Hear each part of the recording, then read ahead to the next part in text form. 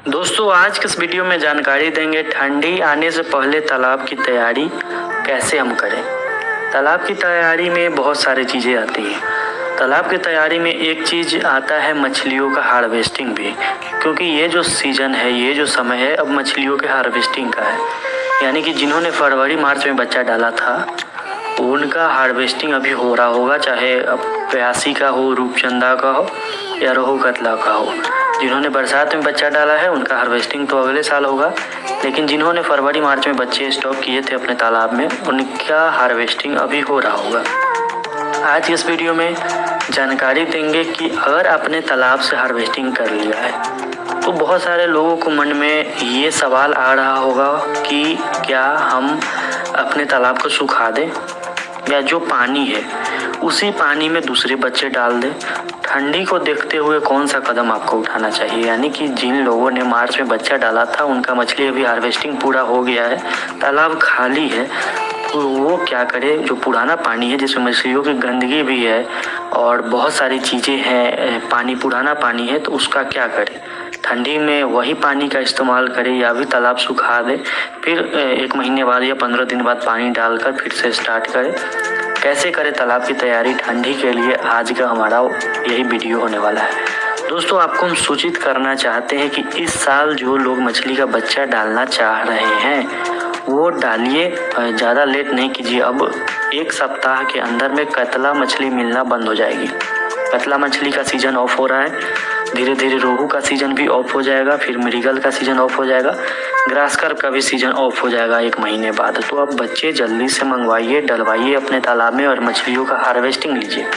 और हम कहना चाहते हैं कि अगले साल से आप कुछ नया ट्राई कीजिए, अन्य तरह के मछलियों को भी, रोहू कतला के साथ साथ जिन मछलियों का अच्छा डिमांड है उनका भी फार्मिंग आप कीजिए। जैसे कि देसी मांगुर हो गया, हर जगह अच्छे रेट में मिलता है।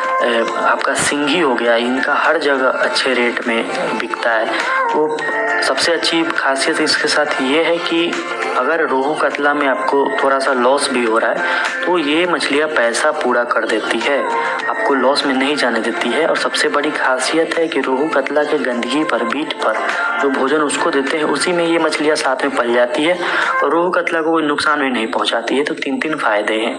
तो आप मान लीजिए 1 एकड़ में रोहू कतला डालते हैं तो 5000 तक सिंघी आप डाल दीजिए, वो फ्री में पलेगी। और इस सीजन, इस टाइम में जब आप तालाब सुखाएंगे तो साथ में सिंघी का भी हार्वेस्टिंग हो जाएगा। और सिंघी 300 रुपया से कम तो आपको कहीं मिलेगा ही नहीं। 300 रुपया किलो, 400 रुपया किलो तो आराम से बिकेगा। तो ये काम आप जरूर कीजिए, ये एडिशनल बेनिफिट है, यानी कि एक अलग से ये फायदा है। अगर रोहू कतला में अगर थोड़ा सा लॉस भी हो जाए या कम फायदा हो, लॉस तो नहीं होगा, कम फायदा हो, पंगास में कम फायदा हो, तो ये लोग पैसा पूरा कर देगी। तालाब की तैयारी की हम अगर बात करें, अगर मान लीजिए आपका 1 एकड़ का तालाब है, आपने हार्वेस्टिंग कर दिया है या 10 दिन, 15 दिन, महीने दिन बाद हार्वेस्टिंग करेंगे, ठंडी आने से पहले हार्वेस्टिंग कर देंगे, तो हम कैसे तालाब की तैयारी करें।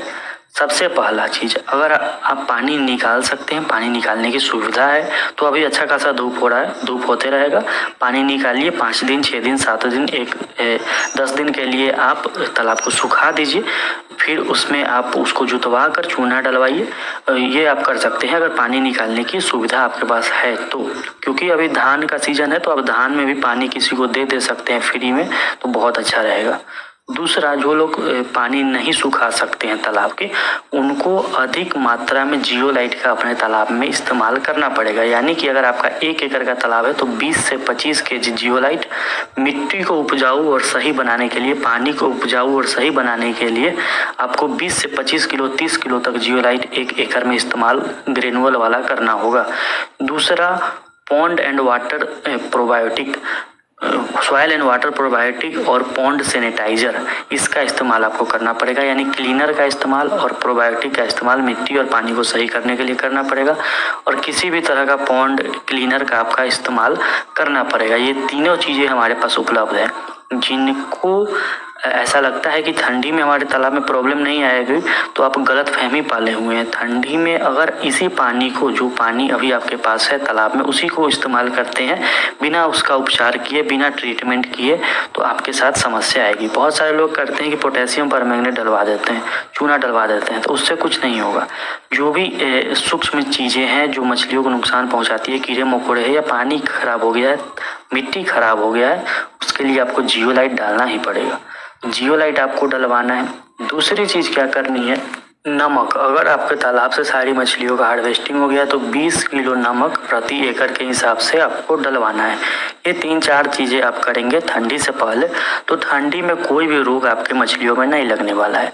अब ऐसे लोग की हम बात करें जो ठंडी में, अभी के टाइम में ठंडी से पहले प्यासी का स्टॉकिंग करना चाहते हैं, रूपचंदा का स्टॉकिंग करना चाहते हैं, वो कर सकते हैं, लेकिन उनको ठंडी के दिन में पानी का जो लेवल है वो 6 से 7 फीट मेंटेन करके रखना पड़ेगा।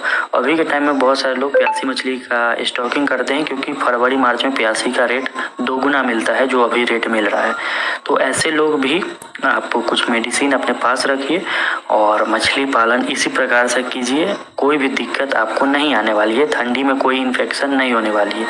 दूसरी चीज़ आपको हम ये बता दें कि ठंडी में भी आपकी मछलियाँ बढ़ती रहे, इसके लिए मछली पालन वाले तालाब का प्रबंधन, भोजन का प्रबंधन आप अच्छे से कीजिए। और मछलियाँ तालाब के नीचे चली जाती है ठंडी के दिनों में, सभी मछलियाँ एक जगह इकट्ठा हो जाती है, तालाब में अमोनिया बनने की संभावना होती है। तो आप अभी के टाइम में ही 20 से 25 किलो 30 किलो तक जियोलाइट डलवा दीजिए, जिससे ठंडी में कोई दिक्कत ना आए। और थोड़ा बदलाव कीजिए मछली पालन में, एडिशनल बेनिफिट आपको अधिक से अधिक फायदा हो, इसके लिए देसी मांगुर और सिंगी को ऐड कीजिए अपने रोहू कतला के साथ में। किसी भी प्रकार का मछली का बच्चा चाहिए होगा, दिए हुए नंबर पर कॉल करेंगे। जियोलाइट चाहिए होगा, दिए हुए नंबर पर कॉल करेंगे।